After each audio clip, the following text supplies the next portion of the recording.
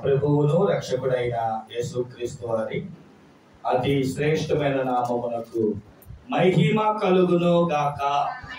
రెండు చేతులు పైకెత్తి మూడవ నెలలోనికి నడిపించిన దేవునికి, మొదటి ఆదివారపు బలారాధనలోనికి నడిపించిన దేవునికి మహిమ కలుగును గాక.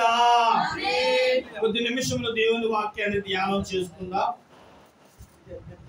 ఈ మార్చి నెలలో మరి దేవుడు ఎందుకో 2025 సంవత్సరము యెషయా గ్రంథం 54వ అధ్యాయంలోని వాగ్దానాలు దేవుడు చెప్పుకుంటూ వచ్చాడు. జనవరి నెలలో 10వ వచనం, నా కృప నిన్ను విడిచిపోదు అన్నాడు. అలాగే రెండవ నెలలో అనగా ఫిబ్రవరి నెలలో 8వ వచనము, నిమిషం మాత్రమునైనను నిన్ను కోపించకుండా నిమిత్తం ఇదిగో నా యొక్క వాత్సల్యత నీ మీద చూపించబోతున్నాను అన్నాడు. ఈ మార్చి నెలలో దేవుడు 9వ వచనములోని నవాహు జలములు నీ మీదకి పొర్లి పారుకున్నట్లు ఇదిగో నిన్ను ఒట్టు పెట్టుకుంటున్నాను, నేను ఒట్టు పెట్టుకొని ఉన్నాను, కోపగించను, నిన్ను గద్దించను, నేను ఒట్టు పెట్టుకొని మరీ చెప్తున్నానని దేవుడు మనకి ఈ మార్చి నెల వాగ్దానం ఇచ్చాడు. దేవునికి మహిమ కలుగును గాక. చాలా సంతోషం. ఈ పూట దేవుని యొక్క వాక్యాన్ని చదువుకుందాం. లేవి కాండము 25వ అధ్యాయము 19వ వచనాన్ని చదువుకుందాం. 25:19. అప్పుడు మీరు ఆ దేశములో సురక్షితముగా నివసించెదరు, ఆ భూమి ఫలించెను, మీరు తృప్తిగా భుజించి దానిలో సురక్షితముగా నివసించారు. దేవుని వాక్యాన్ని మనం జ్ఞాపకం చేసుకుంటే లేవియా కాండము మోషే గారి చేత దేవుడు 5 పుస్తకాలు రాయించాడు. మొదటి పుస్తకం పేరు ఆది కాండము, ప్రారంభము అని అర్థం. ఆది అంటే ఈ ఆది కాండం సమయంలో మోషే గారు లేరు. మోషే గారు లేకపోయినప్పటికీ మోషే గారి చేత దేవుడు రాయించాడు అంటే చెప్పింది ఎవరు? పరిశుద్ధాత్మ దేవుడు చెబుతూ ఉంటే మోషే గారు ఏం చేశారు? రాశారు. ఆ రాసిన పుస్తకం 50 అధ్యాయాలు. రాసిన గ్రంథకర్త మోషే గారు. దేవుడే మోషే గారి చేత ఆయన చెబుతూ ఉండగా రాసిన పుస్తకం ఆది కాండం. కాండము అనగా చరిత్ర. ఇక రెండవ పుస్తకం మోషే గారి హయాములో ఉన్నప్పుడు రాశాడు. ఆయన బాల్యము నుండి కానాను ప్రాంతానికి ప్రయాణం అవడానికి సిద్ధమవుతున్న ఆ సమయం వరకు దాని పేరు నిర్గమా కాండము. నిర్గమము అనగా ప్రయాణము, కాండము అనగా చరిత్ర. ఒక క్రైస్తవుడు ఎలా ప్రయాణం చేయాలో, ఐగుప్తు నుండి కానానుకు ప్రయాణం చేసినట్లు భూలోకము నుండి పరలోకానికి చేరే ఏ క్రైస్తవుడు ఎలా జీవించాలో, ఎలా బ్రతకాలో చెప్పే పుస్తకం నిర్గమాకాండం. మొత్తం 40 అధ్యాయాలు ఉంటాయి. ఈ 40 అధ్యాయములో దేవుడు మనుషుల మధ్య ఏ విధమైన సత్సంబంధం కలిగి ఈ భూలోకం నుండి పరలోకానికి వెళ్ళి క్రైస్తవుడితో దేవుడు కలిగే అనుబంధాలు, క్రైస్తవుడు తప్పిపోతున్న విధానాలు, చేరవలసిన ప్రయత్నాలు, నిర్గమాకాండాల గురించి ధ్యానిస్తూ ఉంటాం. ఇక 3వ పుస్తకం పేరు లేవి కాండం. ఈ లేవి కాండాన్ని ముఖ్యంగా లేవీలకు రాశాడు, అంటే యాజకులకు రాశాడు. ఒక పాస్టర్, యాజకుడు ఎప్పుడు సేవ చేయాలి, ఎలా సేవ చేయాలి, సేవ చేసే విధానాలు ఏంటి, ఏ విధంగా సేవ చేస్తే ఆ లేవి యాజకత్వంలోకి నువ్వు వస్తావో, ఒక పాస్టర్ సేవ చేసే ఒక విధి విధానాలు పట్టిక లేవి కాండం. అంటే యాజకుల యొక్క నేర్చుకోవలసిన పుస్తకం, యాజకత్వాన్ని గురించి నేర్చుకునే పుస్తకమే లేవి కాండం. ఇక సంఖ్యాకాండం, మన సంఖ్యను, ఏ సంఖ్యను బట్టి ఆ సంఖ్యను గోత్రాలు, అంటే ఒక మాటలో మీకు చెప్పాలి అంటే 30 సంవత్సరాలు దాటితే విశ్వాసి యుద్ధములో కానీ లేదంటే పాలములో కానీ చేరాలి. 30 సంవత్సరాలు వచ్చేంత వరకు కూడా ఎవరు కూడా యుద్ధానికి, అంటే ఇశ్రాయేలీలకి ఒకటి యుద్ధం చేయాలి అంటే సైనికులు కావాలి కదా మరి ఆ ప్రాంతానికి. 30 సంవత్సరాలు వచ్చినప్పుడు ప్రతి మగవాడు ఒక నిర్ణయం తీసుకోవాలి. ఒకటి చర్చి పని చేయడమా, లేదా ఈ ఇశ్రాయేల్ కొరకు ఒక ఆర్మీలో జాయిన్ అవ్వడం అంటారు కదండి. అలాగా ఈ దేశం కోసం యుద్ధం చేయడమా? సేవ అయినా చేయాలి, యుద్ధమైనా చేయాలి. ఒక నిర్ణయం తీసుకోవాలి. 30 సంవత్సరాల వయసు వస్తే ఏదో దాంట్లో జాయిన్ అవ్వాలి. ఏదో జాయిన్ అవ్వకపోతే వెలువేయలేక. కాబట్టి 30 సంవత్సరాలు వచ్చినప్పుడు సంఖ్య ఎంతమంది జాయిన్ అవుతున్నారు? ఒకవేళ జాయిన్ అయితే ఆ వ్యక్తులు చేయవలసిన పని ఏంటి? యాజకత్వము సేవకుడి కింద ఎలా ఉండాలి? కొన్నిసార్లు గేట్ కీపర్స్కి ఎలా ఉండాలి? సన్నిధి రొట్టెల వల్ల ఆ రొట్టెలు ఎలా సిద్ధపరచాలి? దేవుని మందిరపు యొక్క పనులు మోసేవారుగా ఎలా ఉండాలి? అంటే మోసే విధానాలు చాలా ఉన్నాయి. టెంట్లు వేయాలి కదా, టెంట్లు మోయాలి, టెంట్లు మేకులు మోయాలి, కర్రలు మోయాలి, దీప స్తంభాలు మోయాలి, పైన ఉన్న గుడ్లు మోయాలి, చాలా ఉంటాయి సేవా విషయానికి వచ్చేటప్పటికి. ఇవన్నీ కూడా ఏ సంఖ్యకి ఆ సంఖ్య చొప్పున దేవుని యొక్క సైనికుల్లో సంఖ్య ఎంత, యుద్ధం జరిగినప్పుడు ఎంతమంది మిగిలేరు, ఇవన్నీ కూడా సంఖ్యాకాండంలో రాశారు. ద్వితీయోపదేశ కాండం అంటే ద్వితీయ అనగా రెండవసారి, ఉపదేశం అనగా బోధించుట, కాండం అనగా చరిత్ర. మోషే యోర్దాను నదీ తీరం దగ్గరికి వచ్చినప్పుడు ఆ యోర్దాను నదీ తీరం దగ్గర 40 సంవత్సరాల క్రితం ఇశ్రాయేల్ ప్రజలు ఎలా శ్రమ పడ్డారో. ఎందుకనంటే కొంతమంది 40 సంవత్సరాలు ఐగుప్తి ప్రాంతాన్ని విడిచిన తర్వాత 40 సంవత్సరాలు పరమ కానాల్లోనే తిరుగుతూ ఉన్నారు. వీళ్ళ అవిధేయతను బట్టి దేవుడు 7 రోజులు ప్రయాణం చేస్తే వెళ్ళిపోవాల్సిన కానాన్ని 40 సంవత్సరాలైనా ఇవ్వలేదు. కారణం అక్కడికక్కడే తిరుగుతున్నారు, ఆ ప్రాంతాల చుట్టూ తిరుగుతున్నారు. ఇంకో మాట చెప్పమంటారా? డైరెక్ట్గా ఏలూరు నుంచి పెదపాడు వెళ్ళాలంటే ఎలా వెళ్ళాలి? ఎట్ట వెళ్ళాలా? కొత్తూరు వచ్చిన తర్వాత 2 దారులు ఉంటాయి. ఆ దారి గుండా ఒక దారి ఏమో రహదారి, రెండవదేమో ఆ దొడ్డిదారి. ఏమిటి వీళ్ళు రహదారిని వదిలేసి దొడ్డిదారిని పట్టుకున్నారు. మీకు భాష చెప్తాను. ఇక్కడి నుంచి కొత్త ముప్పారు వచ్చారు. కొత్త ముప్పారు నుంచి ఏమండి ఇంకా బాగా చెప్తాను చూడండి. కొత్త ముప్పారు నుంచి పాత ముప్పారు వచ్చారు. అక్కడి నుంచి ఈదులగుంట వైపు తిరిగారు, వీరభద్రపురం తిరిగారు. అక్కడి నుంచి మళ్ళీ ఏమండి అంతేకాని చెరువు ఎక్కారు. మళ్ళీ అక్కడి నుంచి మళ్ళీ కొత్తూరు వెళ్ళారు. మళ్ళీ అక్కడి నుంచి మళ్ళీ బయలుదేరారు. మళ్ళీ అంటే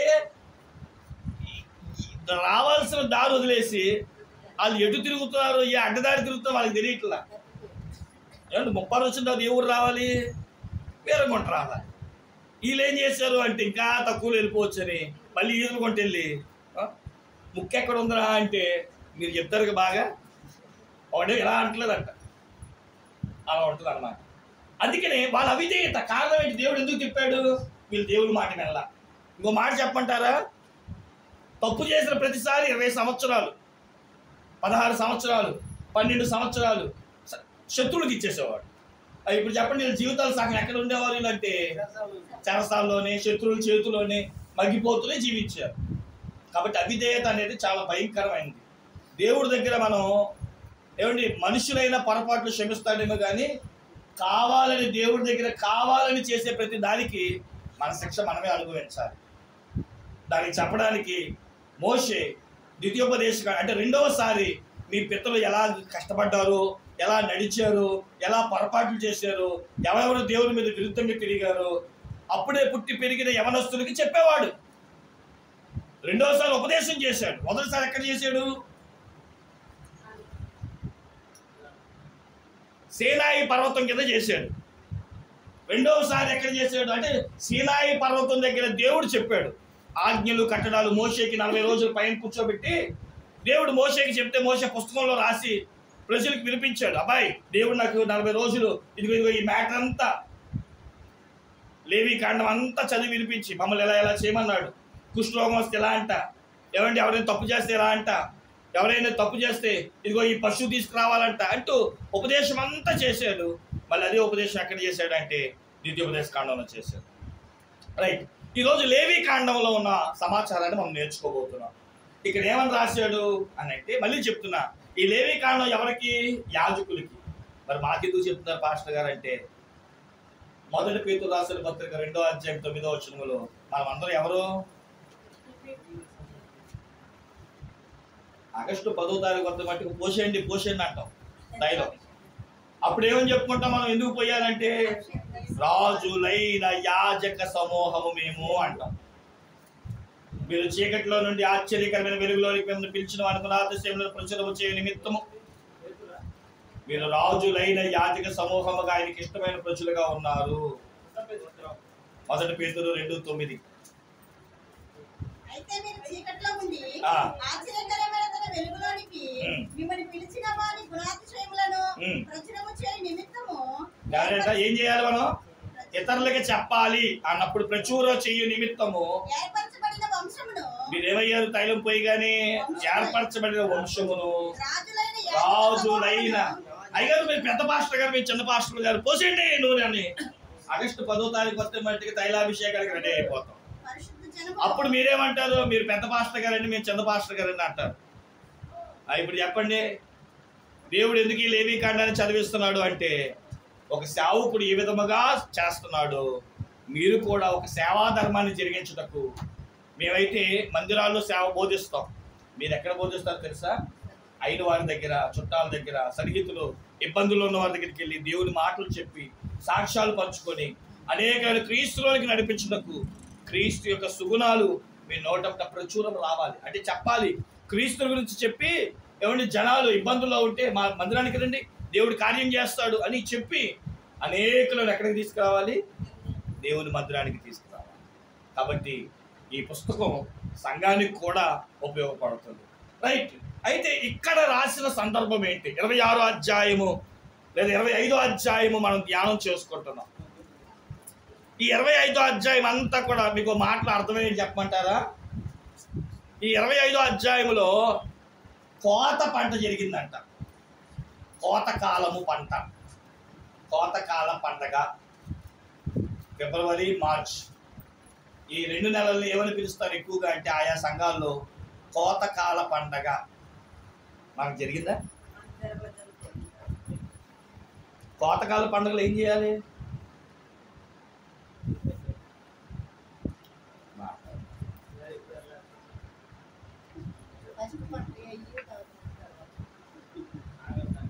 మీ పొలాల్లో, మీ చెట్లకి, మీ ఇంట్లో, మీ పాదులకి కాసిన కూరగాయలు, దోసకాయలు, ఆనపకాయలు, ధాన్యాలు, ధాన్యం బస్తాలు, ఒడ్లు, పెసర్లు, మినువులు అన్నీ దేవునికి కానుకగా తీసుకురావాలి.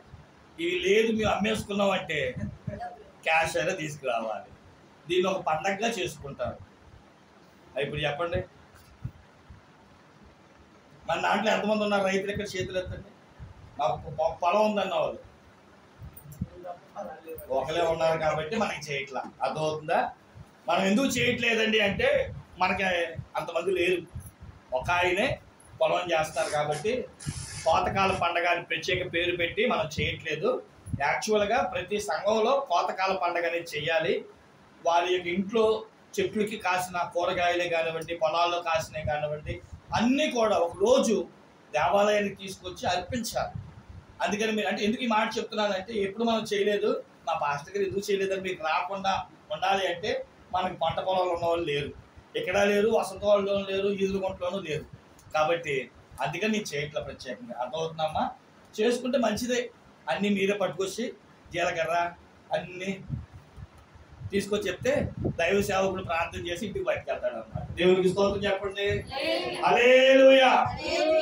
కాబట్టి ఎక్కువగా కోతకాల పండగకి ఈ మాట ఎక్కువ చదివేస్తారు. రైట్, గమనించండి.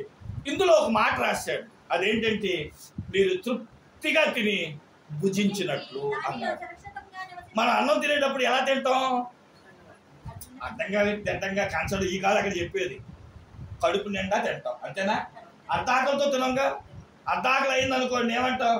అమ్మాయి కొంచెం అన్నం తీసుకురా, కొంచెం పెట్టు, లేదా కూర వేసుకురా, కొంచెం పెట్టు, లేదా పెరుగన్నంతా, లేదా చారన్నంతా, ఏదేంటి ఏ విధము చేతనైననో ఏ వంట చేతనైననో కడుపు నింపుకోవాలి.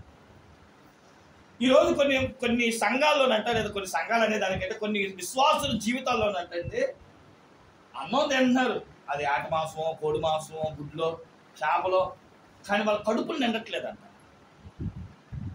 ప్రసంగి 2:25 నా ఇంకా అలా చూస్తున్నారు కాబట్టి చెప్పారు. ప్రసంగి 2:25 ఎందుకు కడుపు నిండట్లా? ఆయన సెలవు లేక భోజనము చేసి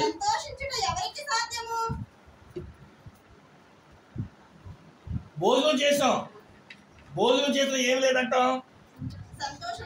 అదేంటి? 127వ కీర్తన 2వ వచనం. 127వ కీర్తన 2వ వచనం.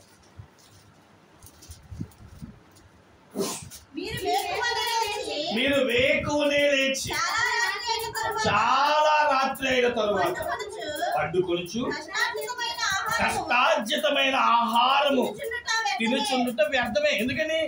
దేవుడు ఇష్టపడలేదు, ఇవ్వాలని అనుకోలేదు, తృప్తి పరచాలనుకోలేదు. కానీ దేవుడు చూడు, కొన్నిసార్లు భార్య రుచికరమైన ఆహారం పెట్టినా కొంతమందికి తినబుద్ధి కాదు. కంచం దగ్గరికి వెళ్తా కానీ తృప్తి లేదు, తినాలని లేదు. అదేంటంటే మీకు చాలా ఇష్టమని నువ్వు ఏట మాసం కదా, ఏ మాసం చేస్తో తినాలని లేదు. ఎందుకంటే దేవుడు సెలవలేక కొంతమంది తినలేకపోతున్నారు. నేను ఒకసారి దీని గురించి ఒక 15 నిమిషాలు వాక్యం చెప్పాను. చాలాసార్లు మనం అయ్యో అనుకుంటాం. ఎలాగా అంటే నేను ఎక్కువ చూసా, కరోనా టైంలో ఈ వలస వచ్చిన వాళ్ళు తిరిగి వాళ్ళ ఇంటికి నడుచుకుంటూ వెళ్ళినప్పుడు చాలాసార్లు కొంతమందికి ఏం లేదు, తిట్టాకి తిండి లేనప్పుడు వారు పడే పస్తులు ఒక ఆయన పాట రూపంలో రాసినప్పుడు కళ్ళెం నీళ్ళు పెట్టుకున్నాం. చాలాసార్లు కొన్నిసార్లు మనం భోజనాలు వడ్డించి పార్సల్ ఇచ్చి ఆహారం తీర్చే విషయంలో కూడా మనం చాలా ప్రయాసపడ్డాం. కొంతమంది ఆకలేస్తున్నారు వచ్చినా వాళ్ళు భోజనం పెట్టలేదు. బైబిల్ గ్రంథంలో అలా ఉంది. ఆకలి వేసిన ఆహారం దొరకని పరిస్థితులు కొన్ని, ఆహారం పెట్టే జనమున్న పెట్టని మనసులు కొన్ని. కానీ దేవుడు ఈరోజు మాటిస్తున్నాడు. ఈ రోజంట ఈ మార్చి నెలలో మీరు తృప్తిగా భుజించినట్లు నేను మీకు ఆహారం ఇవ్వబోతున్నాను. దేవుడికి స్తోత్రం చెప్పండి. తిని వేరు అనేటట్లుగా మీరు భుజించబోతున్నారు. బైబిల్ గ్రంథంలో చూడండి, 1 సమూయేలు గ్రంథం 30వ అధ్యాయం 11వ వచనం. 11 నుంచి 13. పొలములో ఒక ఐగుప్తీయుడు కనబడెను. వాడు దావీదు నొద్దకు తోడుకుని వచ్చి వాడు 3 రాత్రింబగళ్ళు అన్నపానములు లేకయు పుచ్చుకొనలేదని తెలుసుకొని వారికి భోజనము పెట్టి దాహమునిచ్చి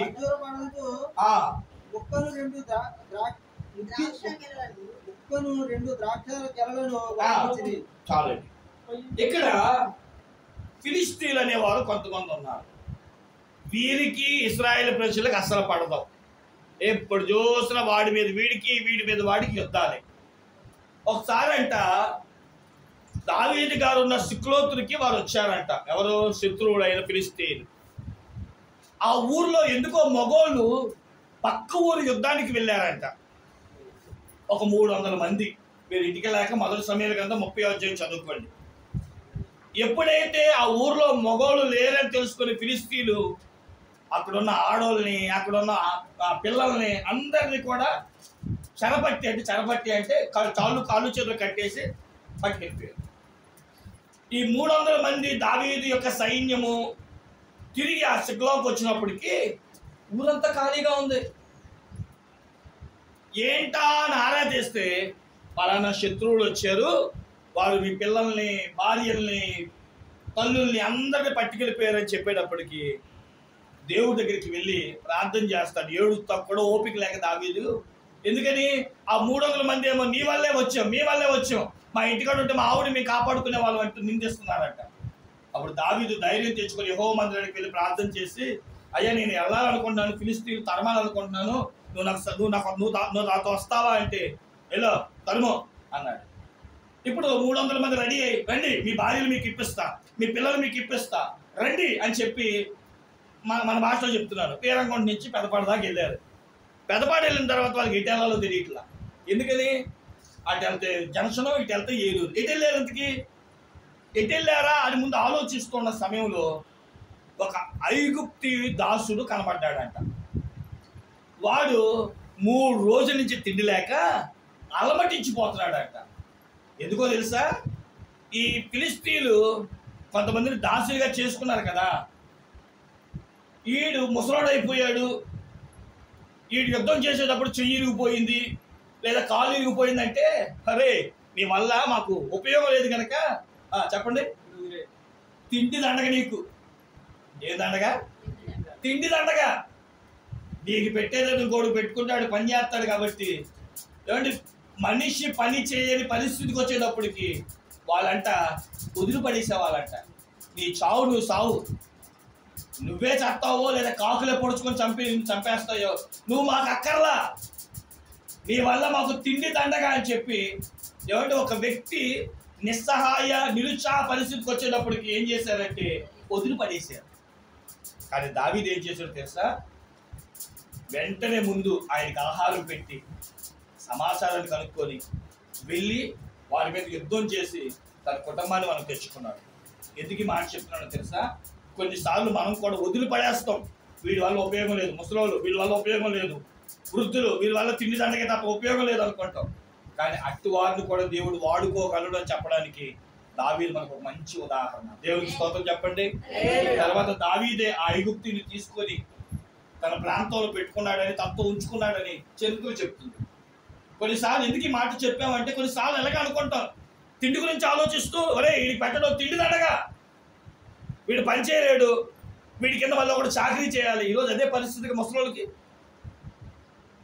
అమ్మను పంపించి కానీ నాన్న వద్దన్నారు. ఎందుకని? నాన్న అప్పుడు దాకా బాగా పనిచేసేవాడు, ఇక నాన్న వచ్చిన కానీ కూర్చోవడం. అంటే నేను జరిగిన చరిత్రలు చెప్తున్నాను. కొంతమంది వాళ్ళ అమ్మ అయితే బాగా చెప్తున్నారు, అంట్లు తోమిద్ది, పిల్లలకి స్నానాలు చేయించింది, ఇంటికాడ పిల్లలకి కాపలా కాసిద్ది, వంట చేస్తుందని. ఈరోజు తండ్రులు వద్దంట, ముసలైపోయిన తండ్రులు వద్దు, తల్లులనే తీసుకుంటారు. కారణం ఏంటి? ఇంత ముద్దు పడేస్తే చేసి పెడతారు కదా అది ఉద్దేశం. చూసారా? అంటే ఎందుకు ఈ మాట చెప్తున్నానంటే తిండి విషయంలో ఎలాంటి లెక్కలు వేస్తుందో లోకం. ఈరోజు ఒక ముద్ద పెడుతున్నాము అంటే వాళ్ళ వల్ల ఉపయోగం ఉండాలి. ఇదే ఈరోజు మనిషి యొక్క తత్వం అయిపోయింది. కానీ దేవుడు ఈరోజు మాటిస్తున్నాడు, నీ పనిని బట్టో నువ్వు చేస్తున్న విధానాన్ని బట్టి కాదు, కానీ నేను నీకు మాటిస్తున్నా, ఈ రోజు నుంచి నేను నీకు తృప్తిగా భుజించేటట్లు నేను చేయదునగాక. ఇప్పుడు మీరేమనుకుంటారు మనసులో? ఇక్కడి నుంచి నాకు అన్నానికి కొదువు లేదు, దేవుడు కడుపు నిండా పెడతాడు. దేవుడు ఏం చెప్పాడు సరిగ్గా ఒకసారి చదవండి. అప్పుడు మీరు ఆ దేశంలో 25వ అధ్యాయం లేవి కాండము. ఇప్పుడు ఒకసారి 18, 19 రెండు కలిపి చదువుతాం. అప్పుడు మీరు 25వ అధ్యాయం 18, 19 కాబట్టి మీరు నా కట్టడలను నా విధులను గైకొని వాటిని అనుసరించి నడుచుకోవలను. అప్పుడు ఎప్పుడు పెడతా అప్పుడు పెట్టాడు ఆయన వాక్యాన్ని, ఆయన కట్టడలను ఆయనను నడుచుకొని ఒక విశ్వాసి జీవించినప్పుడు ఆయన మనసారా నువ్వు తినేటట్లు, ఒక తృప్తిగా భుజించినట్లు దేవుడు మీకు సమృద్ధి అనుగ్రహించుగాక. బైబిల్ గ్రంథములో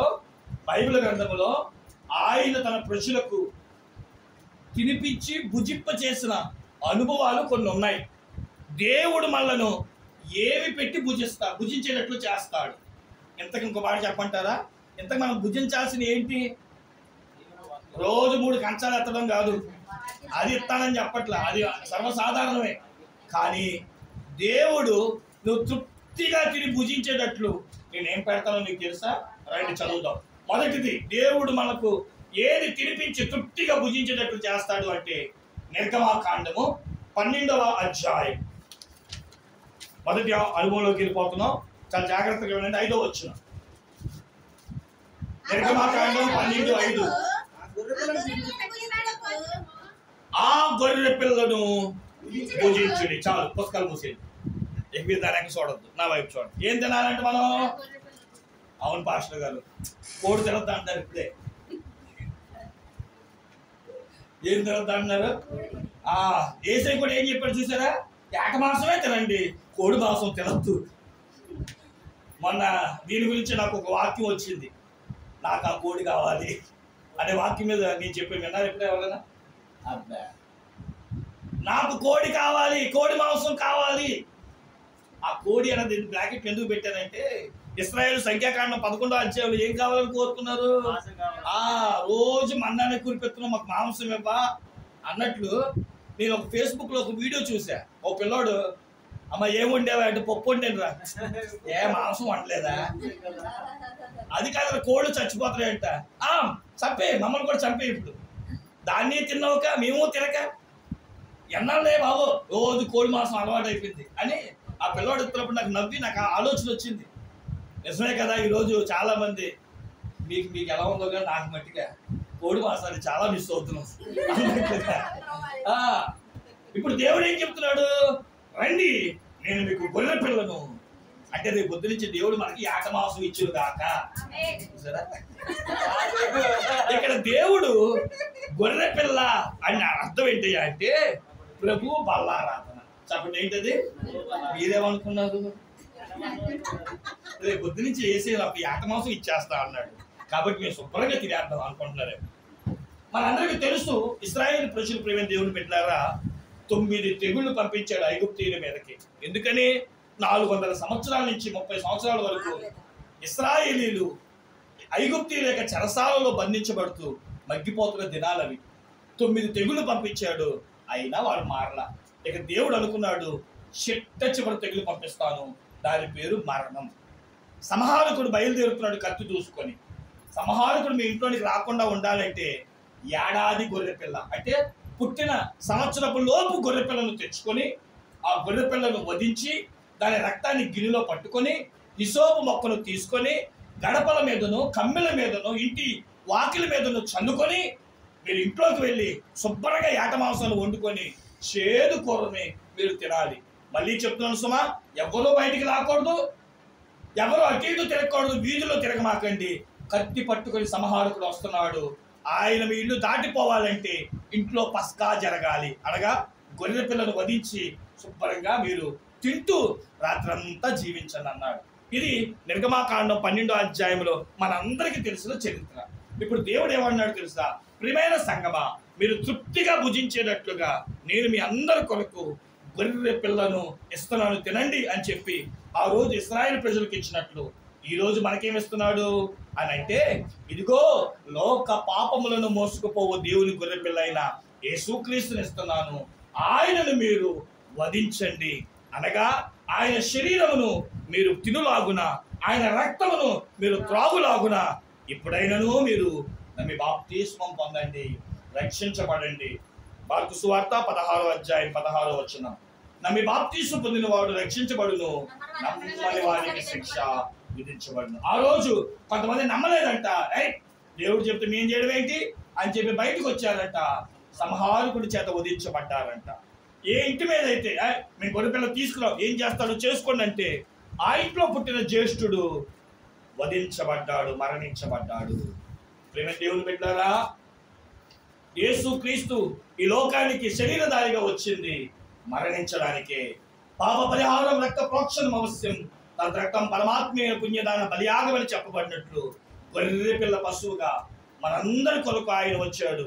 హెబ్రీ పత్రిక 9వ అధ్యాయంలో చెప్పబడినట్లు ప్రధాన యాజకుడు ఒకసారి, సంవత్సరానికి ఒకసారి నియమం ఏంటంటే సంవత్సరానికి ఒకసారి యాజకుడంట గొర్రె పిల్లను వధించి ఆ రక్తాన్ని చేత్తో పట్టుకొని దేవాలయంలోనికి ప్రవేశించి పరిశుద్ధ స్థలములోను అతి పరిశుద్ధ స్థలములోను రక్తం చిలకరించాలంట.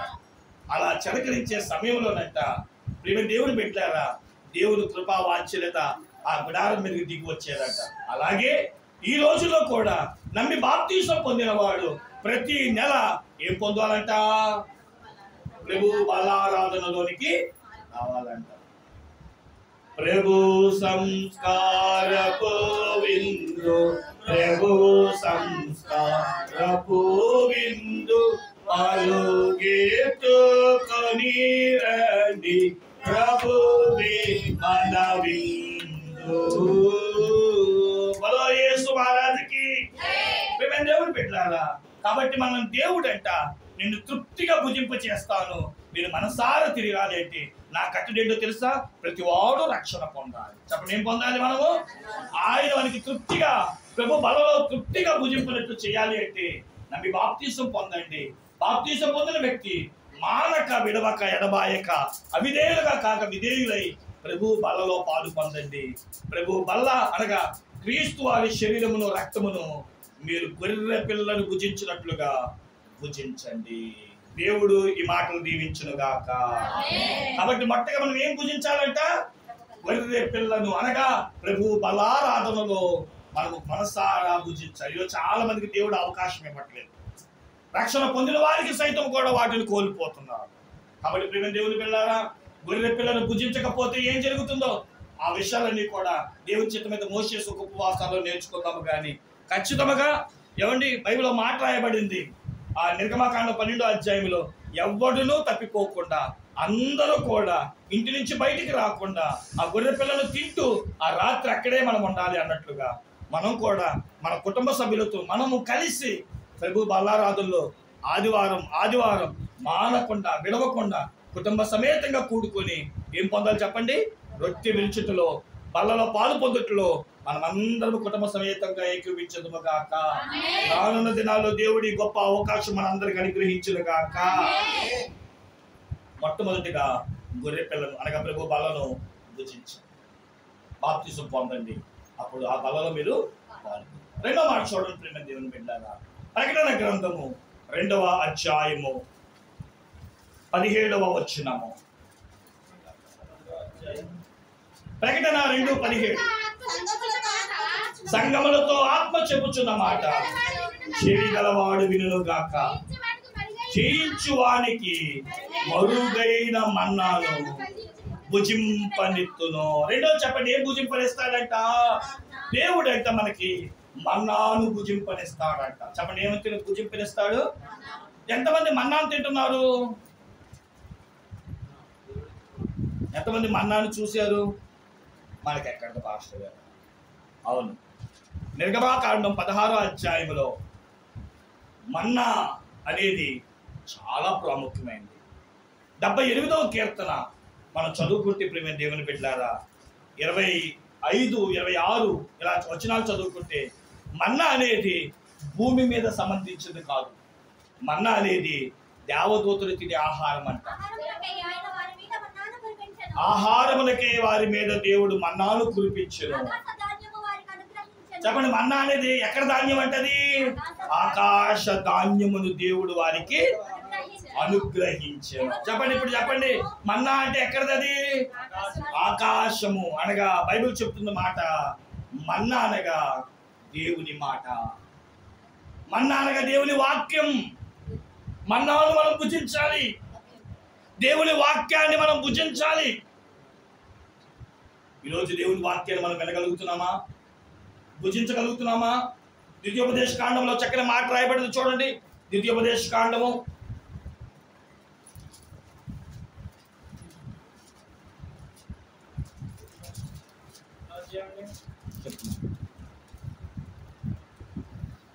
12వ అధ్యాయం 7వ వచనం.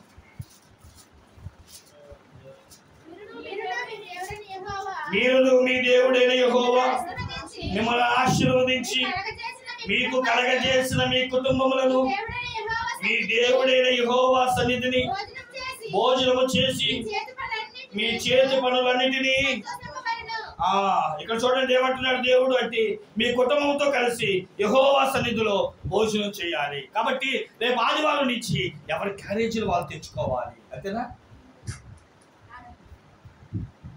మరి ఏమంటున్నాడు అక్కడ దేవుడు? మరి దేవుడి మందిరంలో భోజనం చేయడం అంటే ఏంటి? అయ్యగారు క్యారేజీ తెస్తాడదా? ఎస్, దేవుని వాక్యమే మనకి భోజనం. ఎవరు తినాలంట? అది చదవండి అమ్మ, ఎవరు తినాలో అది. నేను నా కుటుంబం వచ్చామన్న వాళ్ళు ఒకసారి చేయొచ్చుతారా? ఏది పిల్లలేరు అంటే కుటుంబం అంటే భార్య భర్తలేదా? Where is your husband? Where is your wife? Where is your kids? Where is your parents? ఎందుకు రాలేకపోతున్నా? దేవుడు ఏం చెప్పాడు? నేను ఇక్కడి నుంచి మీకు ఒక వాగ్దానం చేస్తున్నా, కడుపారా తిని భుజించినట్లు రానున్న నెలల్లో, మీరు నమ్మండి మనస్ఫూర్తిగా, నీవు నీ కుటుంబం, ఆమె చెప్పలే నేను పూర్తి చేయలేదన్నా, మీరు మీ కుటుంబంతో కలిసి దేవుని మందిరములో దేవుని వాక్యాన్ని విని తృప్తిగా ఆ వాక్యాన్ని మనసారా కడుపు నింపుకొని బయటికి శుభ్రంగా చేతులు కడుక్కొని వెలుదురుగాక. మనస్ఫూర్తిగా నమ్మండి. మీరు ప్రార్థన చేయండి, ప్రభువా నాకు మాట ఇచ్చావు భుజింపు చేస్తానని. నేను నా కుటుంబం నా భర్తతో కలిసి రావాలి, నా భర్తను మార్చండి, నా బిడ్డలు మార్చండి ప్రార్థన చేయండి. ఇక్కడ చాలా మంది నన్ను అడిగిన ప్రశ్న ఏంటో తెలుసా? దేవుడు దేవదూతల ఆహారం ఇచ్చేశాడు కదా, మరి దేవదూతలు ఏం తింటున్నారు, మనం తినేదేంటి అని. వినండి, గమనించండి ప్రియమైన దేవుని బిడ్డలారా. ఇందాక నేను చదివించాను ప్రకటన గ్రంథం 2:17 వచనంలో, దేవుడు మనందరికీ మరుగై ఉన్న మన్నాని ఇస్తారు అన్నాడు. మీరు ఇంటికి లేక నిర్గమకాండం 16:30 వచనం కానీ చివరి వచనాలు చదువుకోండి. మీరు ఎంతమంది బాగా చదువుకుంటే ఈ పాయింట్ గుర్తు వస్తుంది. ఒకసారి దేవుడు అన్నాడు, అబ్బాయి మీరే కాదు కానీ ఒక ఉమ్మేరు పాత్ర తెచ్చుకో, ఆ పాత్ర నిండా మన్నాని ఎత్తి ఎక్కడ పెట్టమన్నాడు? మందసంలో పెట్టు. మందసంలో 3 వస్తువులు ఖచ్చితంగా ఉండాలి. 1, 2 రాతి పలకలు, మోషేకి దేవుడు రాసిచ్చిన 10 ఆజ్ఞలు మందసంలో ఉండాలి. 2 అహరోను చేతి కర్ర, అనగా చిగురించిన అహరోను చేతి కర్ర. 3వది ఈ మన్నా. ఇప్పుడు దేవుడు ఏమంటున్నాడు అంటే, ఇంతవరకు మీరు మన్నాను తినలేదుగా, ఏదో కేవలం దేవుని మాటలు వింటున్నారు. మీరు కనుక ఈ లోకంలో ఉన్న పాపాన్ని శాపాన్ని జయించి పరిశుద్ధంగా బాప్తిసం పొంది బలలో పాలు పొందుతూ గొర్రెపిల్లను తింటే మీరు పరలోకానికి వస్తారు కదా. అప్పుడు మన పితరులైన మోషే గారు, అహరోను గారు వీళ్ళందరూ మన్నాను తిన్నామని చెప్పుకుంటున్నారు కదా. ఆ మన్నానంటే దాచిపెట్టాడంట. రేపు మనం కనుక జీవిస్తే, పరిశుద్ధంగా లోకంలో జీవిస్తే, పాపాన్ని శాపాన్ని వదిలేసి దేవుడి కొరకు పరిశుద్ధంగా ఉంటే, రేపు పరలోకంకి వెళ్ళిన తర్వాత అంట ఆ మన్నాని నీకు ఇస్తాడంట. మనం అందరం ఆ మన్నాన్ని రుచి చూచిదుము గాక. మన కోసం గిన్నె రెడీగా ఉంది, అర్థమవుతుందా? రైట్. అయితే దేవుడు దేవదూతలకు ఆహారం మనకి ఇచ్చేసాడు కాబట్టి దేవదూతలు ఏం తింటాయి? ఇక ఏం తినవు. దేవుడు వారికి ప్రకటన గ్రంథంలో మాట రాయబడింది, పరలోకంలో అంట అన్నం ఉండదంట. ఏముండదు? అసలు తింటాకి ఏముండదు. ఎందుకనంటే ఇక దేవుడు అంట ఆకలి దప్పికలు అనేవి లేకుండా దేవుడు చేసేసాడంట. ఈ మరుగైన మన్నా కూడా కేవలం నువ్వు రుచి చూడడానికే తప్ప ఇది తింటే నీ కడుపు నిండిద్ది అని చెప్పలా. కేవలం నువ్వు రుచి చూడాలి అనే ఆశ ఉంది కాబట్టి దేవుడు నీ కోసం మరుగైన మన్నాను ఉంచాడు. ఈ మన్నాని అంతవరకు మనం ఏమని చెప్పుకోవాలంటే మధురమైన దేవుని వాక్యం అండి అన్నాడు. ఈ వాక్యాన్ని వినాలి అంటే ముందు మంచు కురవాలి, తర్వాతే మన్నా రావాలి. అంతేగా మన్నాకున్న అనుభవం ఏంటి? మన్నా డైరెక్ట్గా కురిసేదు. నిర్గమకాండం 16 చదువుకొని చాలా శ్రద్ధగా. మన్నా కురవాలంటే ఆ రాత్రి మంచు కురవాలి, మోకాళ్ళ లోతు మంచు పడిన తర్వాతనే మన్నా దాని మీద పడింది. ఎందుకంటే అది దేవదూతల ఆహారం కదా, పరిశుద్ధమైన ఆహారం కాబట్టి నేల మీద పడకూడదు. ఆ మన్నాకున్న గుణం ఏంటో తెలుసా? తరిగిద్ది, పెరిగిద్ది. 2వది కరిగిద్ది. ఏంటంట? తరిగిద్ది అంటే తగ్గిపోయే గుణం ఉంది, పెరిగే గుణం ఉంది. ఎప్పుడు తరిగిద్ది? చాలా లోపలికి వెళ్తే చాలా డీప్ అండి సబ్జెక్టు. దేవుడు ఏమన్నాడంటే సోమవారం నుంచి శుక్రవారం వరకు, మన భాషలో చెప్తున్నా, సోమవారం నుంచి శనివారం దాకా దాసుకోబాకండి, తెల్లారి కుళ్ళిపోతుంది, కురుకు పట్టేది. అయ్యో శుక్రవారం తెలియక శనివారం తెలియక కొంచెమే కూర్చుకున్నాం. ఎంత గుర్తుపెట్టుకోండి, ఆదివారం పరిశుద్ధ దినం కాబట్టి మన్నా కొరవదు. ఆదివారం ఏం జరగదు? ఆదివారం పూట అయ్యో నేను ఈరోజు మర్చిపోయాను రేపు, అప్పుడు మన్నా కొన్న గుణం ఏంటో తెలుసా? ఎంత పెట్టుకో అంత అయింది అంటే అర్థం ఏంటి? పెరిగింది. దేవుడు మన్నాకి ఏ గుణం ఇచ్చాడంటే పెరిగే గుణం. నువ్వు ఎంత తిన్నా ఇంకా పెరుగుతూనే ఉంటుంది, ఆ గుణం ఉందంట. అందుకని పరిశుద్ధ దినమున నువ్వు కూర్చుకున్నది నీకు నీ కుటుంబం సరిపోయేటట్లుగా పెరిగే గుణం ఉంది దానికి. అలాగే 2వది సూర్యరశ్మి, అంటే మంచు పడిన తర్వాత మన్నా కురిసిద్ది. కాసేపుండాకి వెళ్ళి తెచ్చుకుందామంటే కుదరదు. సూర్యుడు వస్తే మన్నా కరిగిపోతుంది. కారణం ఏంటి? ఎండకి మంచు కరిగిద్ది, ఈ మన్నా కూడా కరిగిపోయే గుణం ఉంది. కాబట్టి మంచుతో పాటు నేల మీద పడే లోపే మన్నా కరిగిపోతుంది. అంటే ఎప్పుడు తెచ్చుకోవాలి మన్నా? సూర్యుడు, నీతి సూర్యుడైన యేసుక్రీస్తు 2వ రాకడ రాకముందే ఈ బోధకుల నోట దేవుడు మన్నాను కురిపిస్తాడు. తిన్నంత తినండి, దేవునికి స్తోత్రం చెప్పండి. తన సేవకుడైన మంచుతో మీకు మన్నాని అనే వాక్యాన్ని కురిపిస్తా ఉంటే ఎంత తింటావో, ఈ వాక్యం నాకే, ఈ వాక్యం నాకే, ఈ వాక్యం నాకే అని ఆదివారం ఆరాధనలోను మిగతా సమయంలోనూ ఈ వాక్యం ఎంత తినాలో తినండి. మళ్ళీ చెప్తున్నా, ఇప్పుడు దాకా ఈ మన్నా యేసు క్రీస్తు ప్రభు వారు భూమి మీదకి రెండో రాకడికి వచ్చేంత వరకే ఈ బోధలు. దాని తర్వాత మేము ప్రకటించక్కర్లేదు, మీరు వినక్కర్లేదు.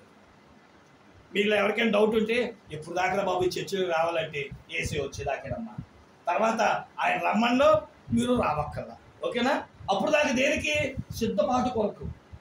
యుద్ధానికంట అప్పటికప్పుడు యుద్ధం చేస్తే కాళ్ళు చేతులు పట్టేస్తాయి కనుక రోజు యుద్ధానికి ట్రైనింగ్ ఎంత అవసరమో దేవుని కొరకు ఎదురు చూడడానికి ప్రతి ఆదివారం ఆరాధన ఒక ట్రైనింగ్ సెంటర్ లాంటిది. ఇక్కడ తెచ్చుకున్న మన్నా నీ వారమంతటికి నీకేం చేస్తుంది? తరిగే, అందుకేనన్నా తరిగే గుణం ఉంది, పెరిగే గుణం ఉంది. విన్నవాడికి విన్నంత, విన్నవాడికి ఉన్నంత. కాబట్టి దేవుని వాక్యాన్ని వినడం వల్ల ఈ వాక్యం మిమ్మల్ని పెంచిద్ది, అభివృద్ధి పరిచిద్ది, తేటపరిచిద్ది, ప్రభు రాకడికి సిద్ధపరిచిద్ది. దేవుడు ఏమన్నా తెలుసా? ఇక్కడి నుంచి ప్రతి ఆదివారమే కాదు, మీరు దేవుని కృప. ఈరోజు ఏ టీవీ పెట్టినా, ఏ ఛానల్ పెట్టినా, ఈ చిన్నవాడితో సైతం రోజు ఏమొస్తుందండి?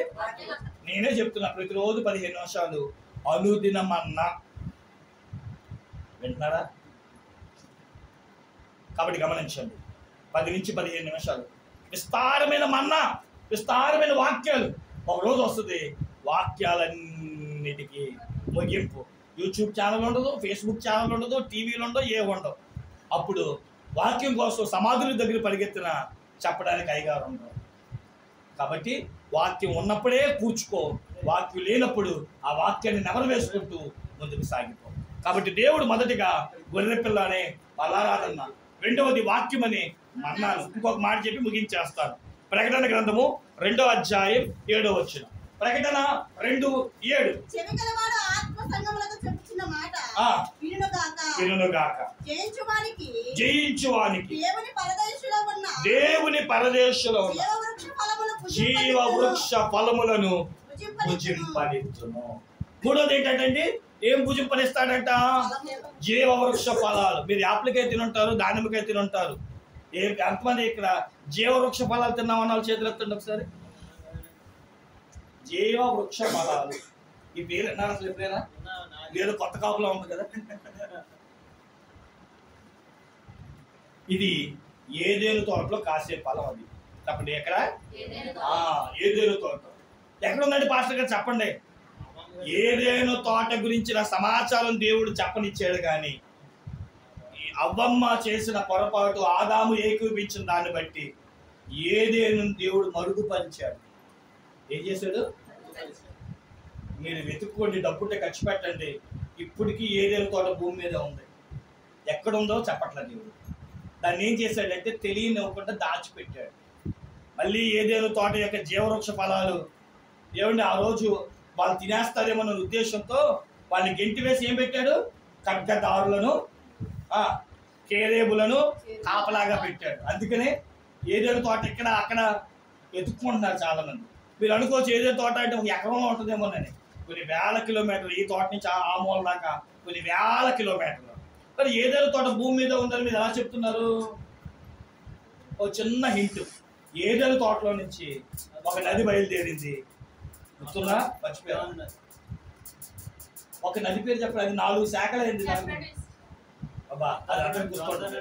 ఇంకా యోర్దాను కాదు, గిహోను, షిహోను. మర్చిపోయారు. ఆ రోజు ఏదో అయ్యగారు ఆ రోజే చెప్పమన్నారు కాబట్టి గిహోను, షిమోను అని చదివేశారు. మర్చిపోయారు. చాలమ్మా, చాలు. ఇప్పటికీ ఈ నదులు మన భూమి మీదే ఉన్నాయి. మీరు ఎల్లక్కర్లా గూగుల్ మ్యాప్లో యాప్రటీసు అని నొక్కితే ఆ నది ఎక్కడుందో గూగుల్లో చూపించింది. మీరు ఎల్లక్కర్లా. అంటే అర్థం ఏంటంటే ఆ ఏదేను తోట ఎక్కడ ఉంది? భూమి మీదే ఉంది. కానీ దేవుడు ఎవరిని ఎలనివ్వట్లా, దాన్ని మరుగుపరిచాడు. కానీ దేవుడు ఇప్పుడు ఏమైనా వాగ్దానం ఇస్తున్నాడు అంటే దానికున్న జీవవృక్ష ఫలము మనం తెల్లది కలగో రేపు జయించి ప్రభు దగ్గరికి వెళ్ళినప్పుడు అంట ఆ పండు నీ చేతిలో పెడతాడంట. కనీసం కొనుక్కొని ఓహో ఇలా ఉంటుందా అనుకోవడానికంట దేవుడు మనకి ఏమిస్తానంటున్నాడు? అప్పుడు దాకా ఆగలేనండి మాస్టర్ గారు అంటారా? దాన్ని సింబాలిక్గా దేవుడు ఒక ఫలాన్ని ఇచ్చాడు. దాని పేరు ఆత్మ ఫలములు. ఎన్ని సరిగ్గా చెప్పండి. గలతీ 5:22. గలతీ 5:22. అయితే ఆత్మ ఫలములు ఏమనగా ఆత్మ ఫలములు ఏమనగా సరిగ్గా ఆత్మ ఫలం ఏమనగా అది ఒకటి కంటే ఎక్కువ ఉంటే ఫలములు అనాలి, ఒకటే ఉంటే ఇప్పుడు చెప్పండి నిన్నయ్యి మరి 7 అంటారే 9 అంటారే. ఆత్మ ఫలం అనేది ఒకటే కానీ అందులో తొనలు 9. కమలాకాయ ఒకటే అందులో తొనలు ఉంటాయి, 9 తొనలు ఉంటాయి. అర్థమవుతుందా? అవి తొనలు 9 తొనలు తీసుకొస్తే అమ్మ ఇది కమలాకాయ అంటావా? కమలాకాయ మొత్తం ఉంటుందమ్మా, మనం తినేది తొన అంటారు. దానిమ్మకాయ ఎన్ని గింజలు? 360 బైబిల్ చెప్తుంది. 360 గింజలు ఉంటాయంట దానిమ్మకాయలు. అందుకని దైవజనుడికి ఎలా తీసినప్పుడు దానిమ్మకాయ కాయని అపరూపంగా పెట్టాడు. 360 రోజులు సూచిస్తాయి. అన్ని చరిత్రలోకి వెళ్తే చాలా విషయాలు, ఆధ్యాత్మిక విషయాలు ఉంటాయి. ఆత్మ ఫలం ఒకటే కానీ దాని గుణాలు 9: ప్రేమ, సంతోషము, సమాధానము, దీర్ఘశాంతము, దయాళత్వము, సాత్వికము, మంచితనము, ఆశా నిగ్రహము అనే 9 గుణాలు ఉన్నాయి అందులో. ఫలం ఒకటే. దేవుడు ఆ జీవవృక్ష ఫలాన్ని నీకు రుచి చూపించడానికి పరిశుద్ధాత్మ అనే ఆత్మ ఫలాన్ని భూమి మీద పెట్టాడు. ఎవరైతే పరిశుద్ధంగా జీవిస్తారో ఇక్కడున్న పరిశుద్ధాత్మ దేవుడు మనందరిని సిద్ధపరిచి ఆయనలో ఉన్న మకరందాన్ని మనకిచ్చి తద్వారా పరలోక రాజ్యాన్ని మనం చేర్చి అక్కడున్న జీవవృక్ష ఫలపు రుచిని కూడా మనకు అందివ్వాలి. అంటే ఒకటి ఇక్కడ బల్లారాధన పొందాలి, ఇక్కడ వాక్యాన్ని వినాలి, ఇక్కడ పరిశుద్ధాత్మలో మనం నిమిత్తమైతే పరలోకపు జీవ వృక్ష ఫలములు, పరలోకపు మరుగైన మన్నాని, పరలోకపు గొర్రెపిల్లని ప్రభుని యేసుక్రీస్తుని మనం భుజించగలుగుతాం. ఆ అనుభవాలు పొందుకుంటాం. ఇక్కడ తృప్తి పొందితే అక్కడున్న వాటిని తృప్తిగా మనము ఆరగించవచ్చు. అందుకే దేవుడు ఇవన్నీ ఛాయారూపంగా మన ముందు పెట్టాడు. ఈరోజు బల్ల పొందడము ఏమండి, ఈ మరుగైన మన్నా ఇవన్నీ ప్రతిరూపాలు. ఇక్కడ ఉన్నదంతా కూడా ఛాయారూపాలు. ఛాయ అంటే ఏంటో తెలుసా? Blue print. ఇల్లు కట్టేటప్పుడు ఏం చేస్తారు?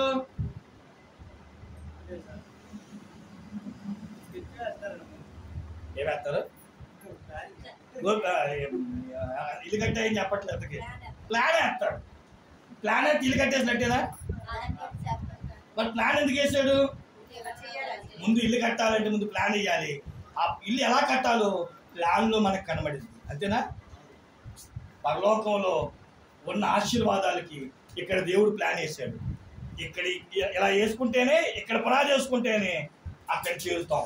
దేవునికి స్తోత్రం చెప్పండి. కాబట్టి వెయ్యబడిన పునాది తప్ప మరొకటి లేదు కనుక దేవుడు మనందరికీ గొర్రెపిల్ల రక్తమైన ప్రభు బల్లారాధన, పరలోకం మన్నైన దేవుని వాక్యము, ఆ జీవవృక్ష ఫలమైన ఆత్మ ఫలములను కడుపార భుజింపు నింపు నిమిత్తము ఈ లోకములో వాటిని సంపాదించుకొని పరలోకపు భాగ్యాన్ని దేవుడు అందరికి అనుగ్రహించిన గాక. తలవంచని ప్రార్థన చేసుకుందాం. ప్రభు బలలో పాల్పొందుదాం. ప్రతి ఒక్కరు ప్రార్థన చేసుకుందాం. ప్రార్థన.